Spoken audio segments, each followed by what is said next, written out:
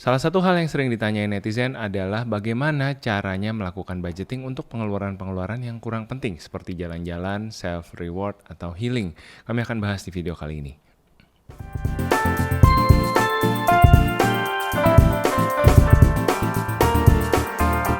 Sebelum kita mulai video hari ini, kami mau kenalin kalian sama sponsor video hari ini, yaitu Asuransi Raksa. Asuransi Raksa merupakan asuransi umum yang melindungi aset berharga kalian, misalkan mobil, motor, rumah, atau properti lainnya. Tapi di sini kami membahas asuransi rumah nih, yang kebetulan kami juga pakai.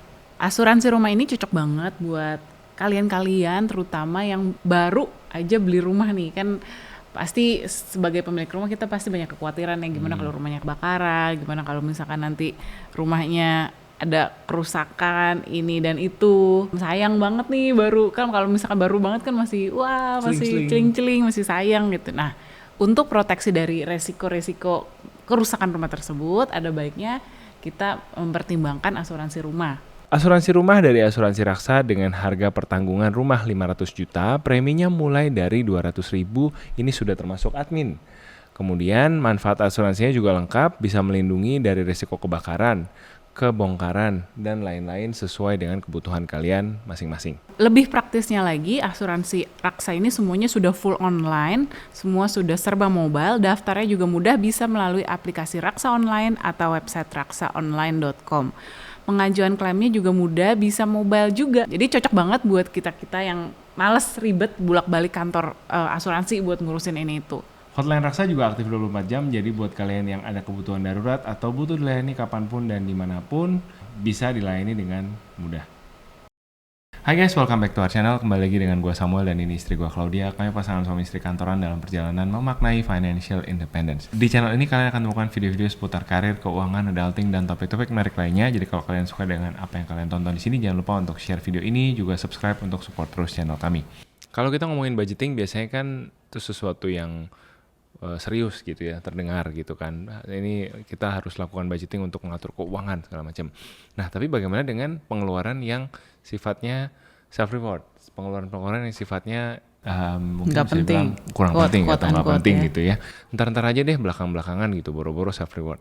Nah, kami menemukan bahwa self reward itu sebenarnya juga perlu untuk di include ya, perlu untuk dimasukkan ke dalam budget kita bulanan atau bahkan tahunan. Tapi ada caranya.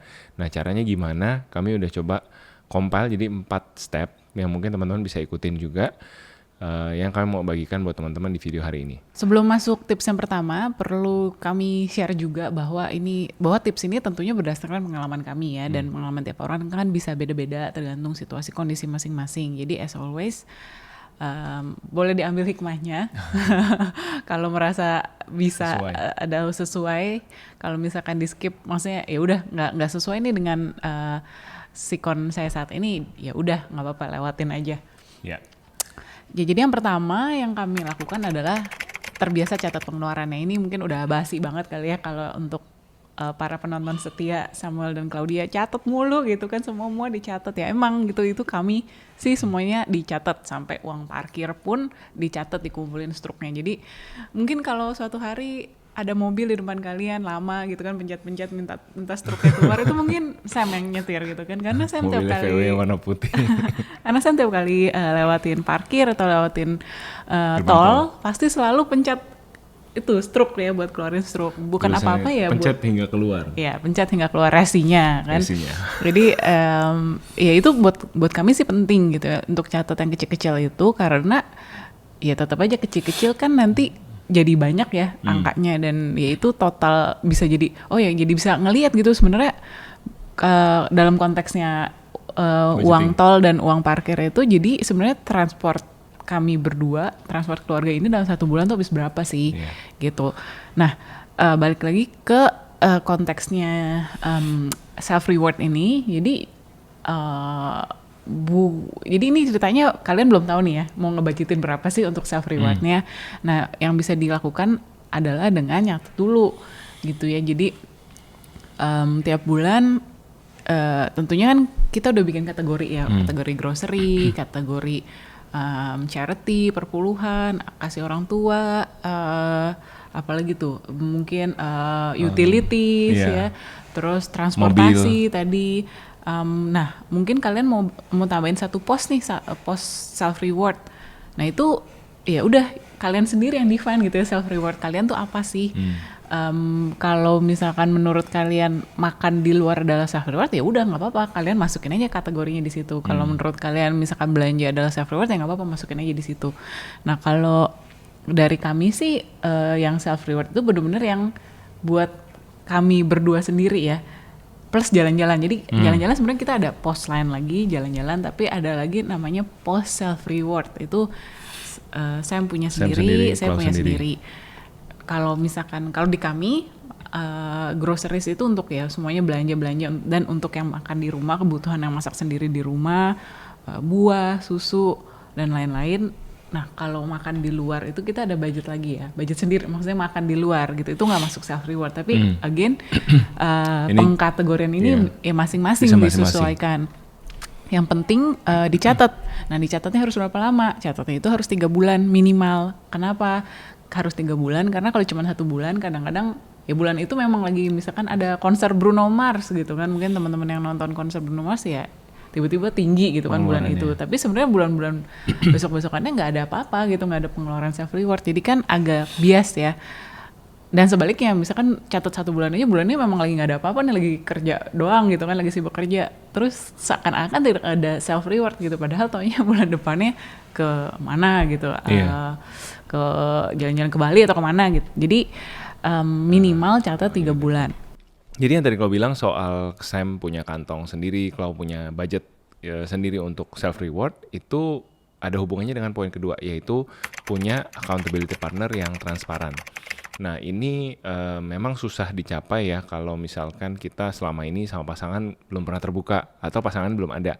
Tapi yang kami temukan dalam perjalanan menikah ini adalah dengan kami berdua terbuka satu sama lain, terbiasa untuk mencatat keuangan dan mempercayai pasangan untuk bisa mengelola kantong self rewardnya sendiri, yaitu meningkatkan rasa percaya kami sama pasangan ya. Jadi memang ini dibangun tahun ke tahun, nggak langsung seperti sekarang. Pertama-tamanya ya tentu dimulai dari Clau dulu, ya udah deh aku yang kelola self reward kita, kamu mau beli apa di aku semua gitu kan. Terus pelan-pelan kita mulai kelihatan polanya gitu, yang tadi Clau bilang catat budgeting pengeluaran.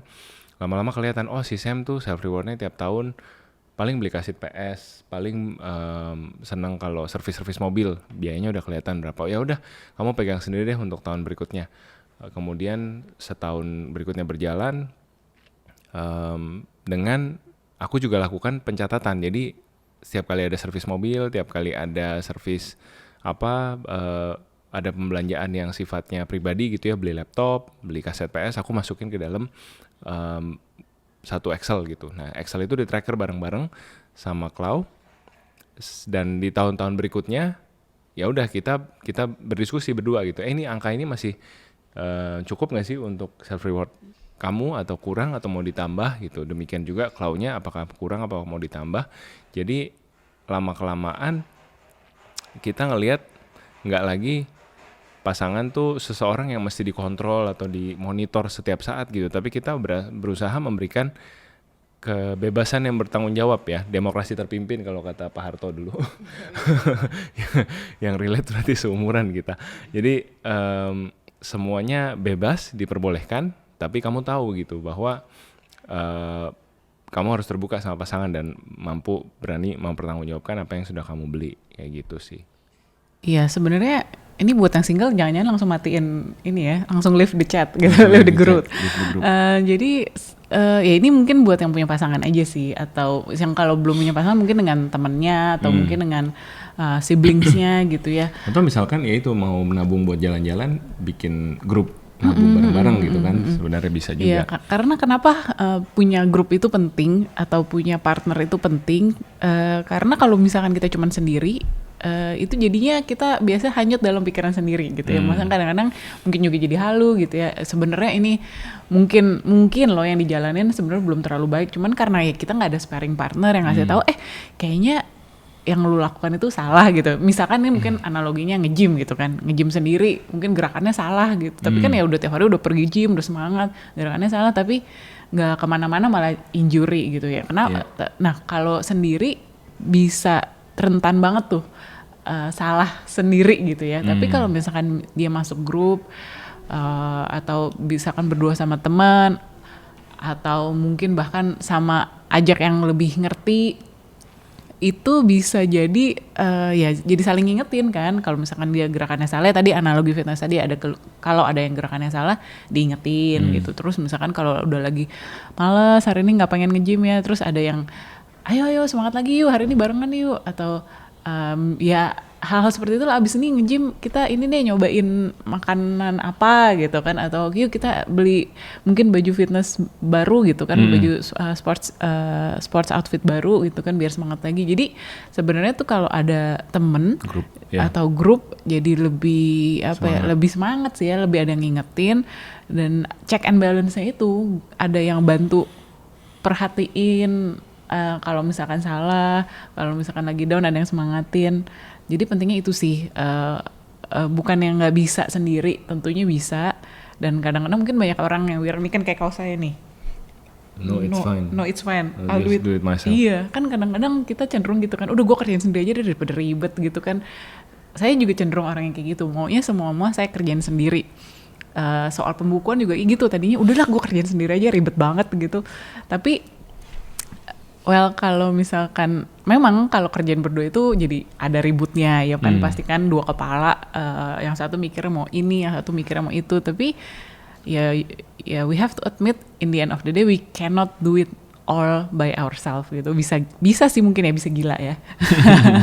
Jadi we have to admit dalam hidup ya kita butuh partner ya, maksudnya nggak mesti life partner, nggak mesti pasangan, jangan langsung dimatiin itu ya, langsung dibanting gitu laptop. Maksudnya ya itu teman pun kan juga partner gitu kan, yang saling mengingatkan. Sibling misalkan yang punya kakak atau adik yang bisa kompakan untuk mencapai satu goal yang sama juga itu kan partner. Jadi penting punya partner yang sevisi gitu ya, dan untuk mencapai goal tadi. Yang ketiga adalah no judgment. Nah, poin ini menurut saya cukup penting karena beberapa kali saya membawakan sesi financial planning, bikin webinar gitu ya, seminar ketemu orang. Pertanyaan yang sering muncul adalah bagaimana saya menjustify rasa bersalah ketika saya membeli sesuatu yang ya dalam konteks diskusi hari ini nggak penting gitu kan. Self reward nggak penting lah gitu. Lebih penting sekolah anak, lebih penting beli beras buat di rumah, lebih penting beli minyak goreng gitu, udah habis gitu kan. Nah, buat saya memang betul secara hierarki self reward ya nanti gitu kan. Tapi jangan sampai kita ngejudge diri kita sendiri berlebihan, bahwa apa yang kita beli ini salah nih, apa yang istri saya beli salah, harusnya dia, atau lebih parah lagi ya itu ngejudge orang lain gitu kan. Kamu nih beli tas mulu, harusnya kan begini gitu. Mendingan beli ini daripada beli itu gitu. Nah, judgement ini menurut kami ya seharusnya diberikan kepada orang yang menikmati benda tersebut, udah gitu. Jangan kita ngejudge orang lain, jangan kita ngelihat gaya hidup orang lain terus kita bikin judgement yang menilai dia gitu ya. Karena tiap orang punya self reward yang beda-beda. Tadi Klau udah mention beberapa contoh, pergi jalan-jalan kah, olahraga kah, segala macam. Mungkin buat satu orang, buat aku ya, pergi nonton musical itu aku suka, apalagi kalau musicalnya bagus produksinya gitu. Kita pernah nonton di mana ya pas jalan-jalan. Ya, nonton Phantom of the Opera, nonton Wicked. Kalau tidur pas nonton Wicked. Aduh, berat banget matok guys, berat banget, rasanya pengen grok. Tapi aku tuh menikmati banget, kayak wih bisa terbang penyihirnya gitu, terus suaranya bagus ya gitu, si Elphaba-nya nyanyinya dari hati gitu. Itu kelihatan tuh bahwa satu hal yang aku enjoy belum tentu kalau bisa enjoy, dan sebaliknya gitu. Kalau udah ngomongin drakor gitu kan, aduh ganteng banget, aduh apa bajunya sih ini bajunya bagus banget, kayak aku tuh ngelihat, ya aku lihat ceritanya guys, ceritanya nggak ada isinya gitu. Siar gitu kan, Indosiar gitu ya. Jadi, cuman yang peranin ganteng-ganteng aja. Aku biasa ngejudge kayak gitu. Lah ya emang gitu kan yang kita liatin kan drakor, mukanya yang licin-licin ya. Nah kita kan ngelihat sukaan orang tuh beda-beda gitu ya, jadi hindari ngejudge gitu. Dan terlebih lagi hindari ngejudge diri kita sendiri juga, kayak lo belum pantas lah atau lo belum bisa segala macam.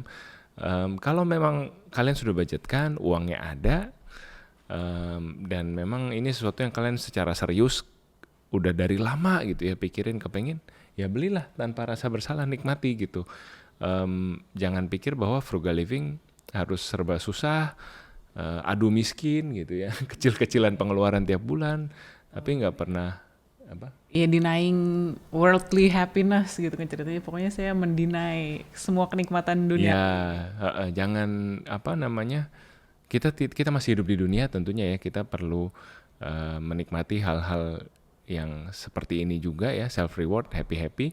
Jadi apapun yang jadi self reward kalian selama tidak melanggar hukum, tidak melanggar apalagi norma-norma kesusilaan dan norma-norma Pancasila, perlu nggak? Iya. Ya itulah, kalian tahu lah ya, pokoknya tidak perlu kita ngejudge orang lain, apalagi ngejudge diri sendiri. Ya, mungkin tadi ya kata kuncinya yang penting udah dibajetin dan bertanggung jawab apapun itu pilihan kalian untuk self reward. Betul. Yang penting tidak kriminal ya tadi. Tidak kriminal. Tidak mengganggu masyarakat. Nah next, tadi Sam juga udah mention sedikit, yang penting juga ngomongin soal prioritas. Tadi ya mungkin kan kalau ibu-ibu nih, saya sendiri relate banget.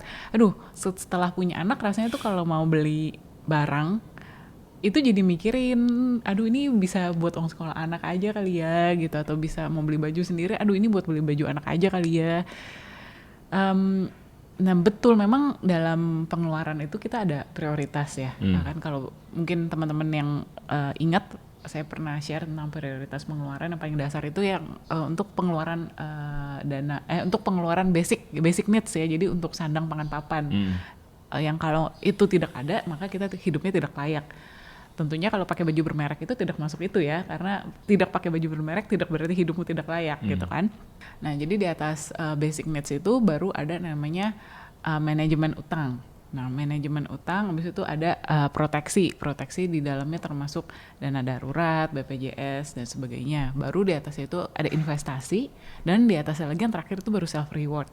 Nah kalau memang dalam jadi udah terima nih gaji bulat gitu kan, terus kita udah bagi-bagi, oh ya ini untuk untuk basic needs, ini untuk saya udah bayar nih untuk cicilan utang saya, ini saya udah bayar untuk BPJS ataupun untuk dana darurat, misalnya dana daruratnya udah selesai, oh ya udah saya berarti bisa nyicil lebih banyak untuk investasi. Nah tetap harus sisakan sedikit banget itu untuk self reward kamu gitu, karena gimana pun juga ya seorang petani yang adalah yang pertama harus menikmati hasil panen, ya kan?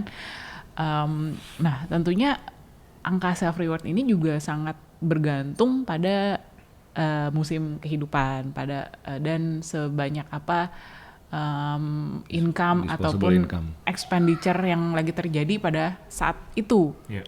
Ya contohnya kita kalau ngomongin self reward zaman 10 tahun lalu pas kami berdua masih fresh grad, saya masih support adik saya kuliah, masih support kedua orang tua saya sendiri, maksudnya saya sendiri sekarang pun masih support, tapi bersyukurnya kedua adik sudah kerja, jadi kita bisa patungan sama-sama support orang tua. Tapi zaman itu 10 tahun lalu dengan gaji fresh grad harus support kedua orang tua dan kedua adik.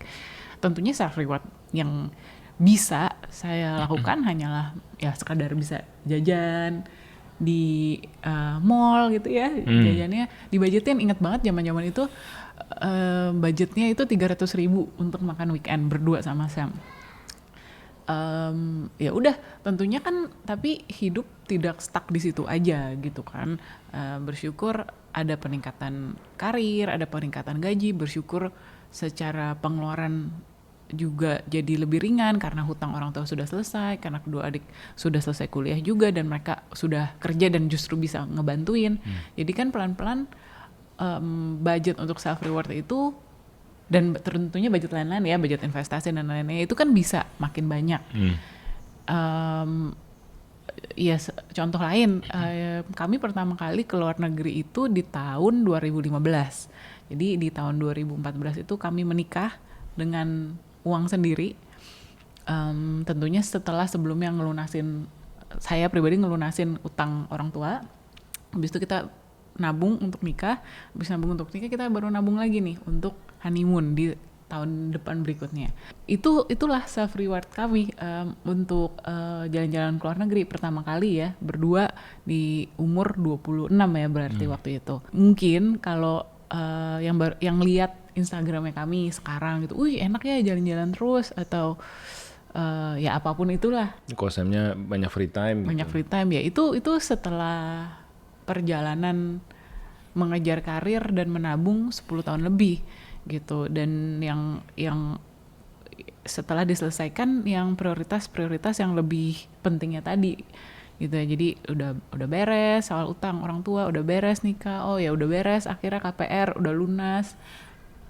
Pelan-pelan kami bisa alokasikan lebih banyak untuk self reward gitu. Jadi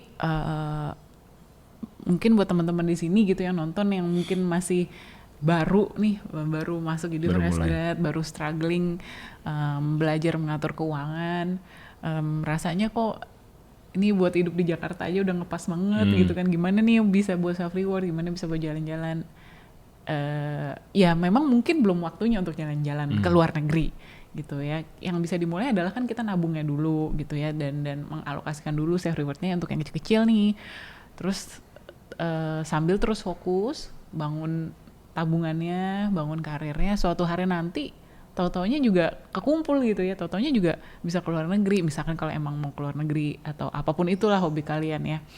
Jadi ya memang hidup itu kan ada musimnya ya, mungkin kalian lagi musim menabur, ya menaburlah dengan setia gitu ya, karena percayalah nanti musim menuainya itu akan datang cepat atau lambat gitu. Jadi nanti ya pas musimnya menuai ya tuailah dengan penuh sukacita hasil kerja keras kalian. Dan yang penting untuk dimiliki juga adalah humility ya, kerendahan hati untuk secara sadar kita menikmati musim yang kita hadapi saat ini.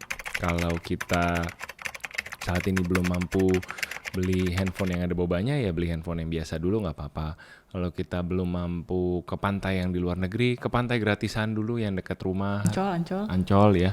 Ancol nggak gratis sih ya, masuknya bayar. Tapi murah gitu kan, maksudnya lebih terjangkau daripada kita pantai yang jauh-jauh ke Bali misalkan.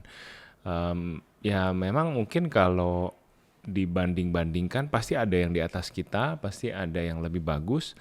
Tapi bukankah kalau kita sadar menikmati apa yang ada di depan kita saat ini, nikmatnya juga akan terasa gitu kan. Sebenarnya kan ada kata-kata bilang comparison is a thief of joy. Yes. Jadi kalau kita membandingkan, sukacitanya langsung hilang gitu. Wah, gue cuman bisa segini pantainya.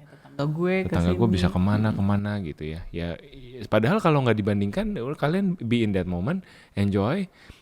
Mungkin nikmati matahari terbenam sambil makan cilok gitu ya.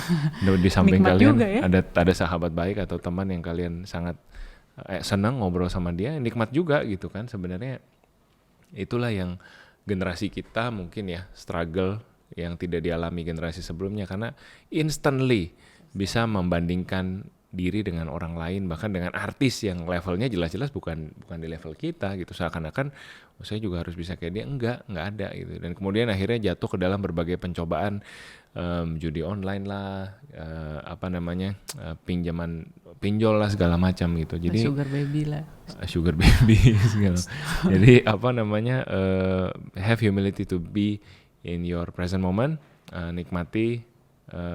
Tidak usah dibandingkan dengan orang lain, karena jalanmu, musimmu saat ini tentu berbeda dengan musimnya orang lain tadi yang kau udah bilang. Iya, betul. Jadi kata kuncinya itu ya tadi, menghindarilah banding-bandingin sama orang lain gitu ya. Kita harus bisa tahu kemampuan kita saat ini itu gimana. Kita harus kenal yang bikin kita happy apa.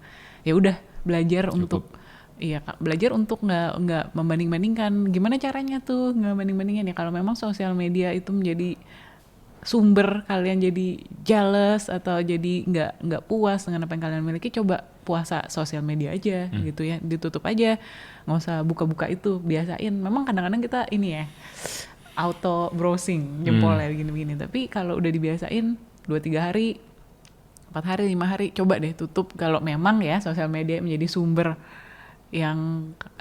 toksiknya kalian yang merebut sukacita kalian, ya dimatiin aja dulu gitu. Jadi belajar untuk live in harmony with yourself gitu kan. Jadi kenal diri sendiri, yang bikin happy diri sendiri itu apa. Oke, mudah-mudahan itu membantu 4 langkah untuk budgeting, untuk pengeluaran-pengeluaran yang kurang penting. Semoga video ini bermanfaat. Kalau ada pertanyaan, ide untuk video selanjutnya, atau mau cerita, silakan gunakan komen box di bawah untuk ngobrol-ngobrol. Thank you guys for watching. See you guys in the next video. Bye-bye.